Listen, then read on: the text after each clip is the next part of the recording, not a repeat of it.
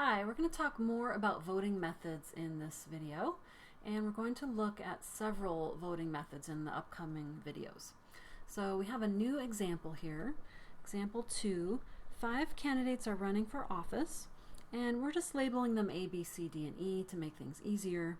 Which candidate wins under each method? This example is adapted from David Lippman's free online book, Math and Society. So I'll put the link in the description. And we have our preference schedule.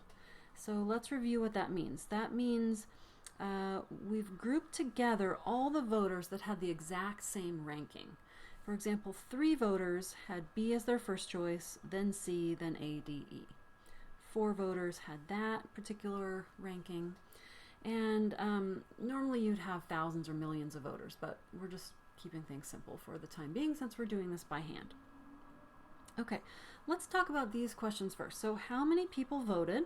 We need to add up all the people going across the top here. So we've got 3 plus 4 plus 4 plus 6 plus 2 plus 1. I see a 4 and a 6, that's 10. 7, 8, 9, 10, so 10 and 10 is 20. 20 people voted in this particular election. And how many votes are needed for a majority win? So majority means they have to have over 50%. So over 50%. So in this case, 50%, half of 20 is 10.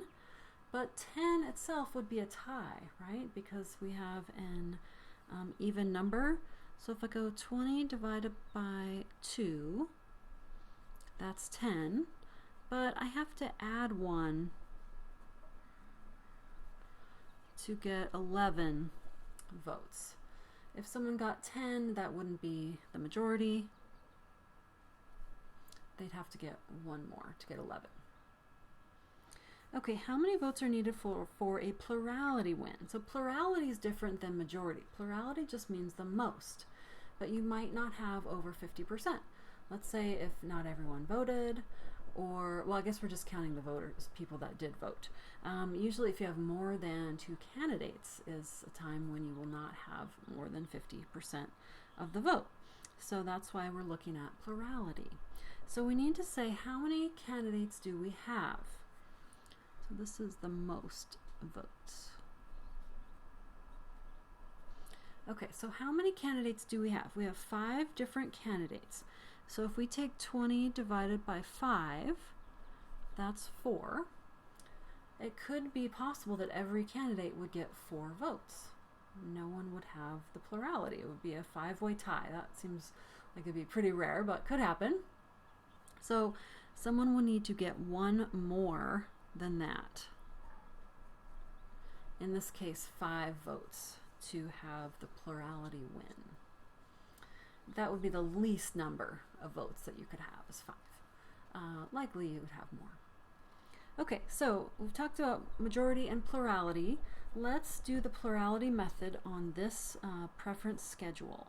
Okay, so plurality is how we vote today in the United States, and you only mark one option on your ballot. You color in that circle, and that's your first choice. So for plurality, we're only going to look at the first choice. We usually don't even have this other information.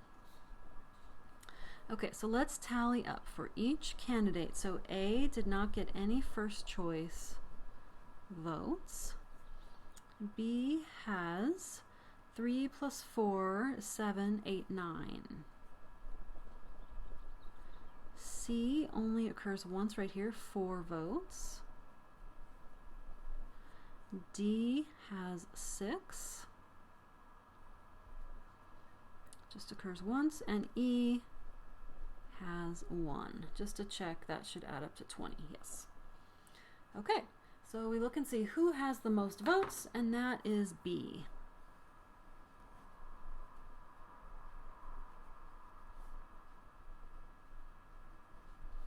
So B is the winner under the plurality method.